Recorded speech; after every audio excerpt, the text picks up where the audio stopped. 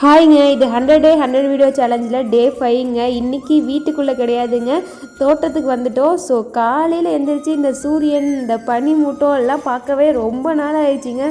செம்ம கிளைமேட்டுங்க, சூப்பராக இருந்துச்சு. அப்படியே ஆடு மாடு கோழியோட சத்தத்தெல்லாம் பார்த்துட்டு காலையில் சமையலுக்கு தேவையான வேலையெல்லாம் கொஞ்சம் ஹெல்ப் பண்ணி செஞ்சுட்டு, அதுக்கப்புறமா சனிக்கிழமை அப்படிங்கிறதுனால குளிச்சுட்டு சாமிக்கு பூ பறித்து வச்சு கும்பிட்டு சாப்பிட்டோங்க. டிஃபன் தான் காலையில் காலிஃப்ளவர் குழம்பு, இட்லி, சட்னி, சாம்பார் இதுதான்.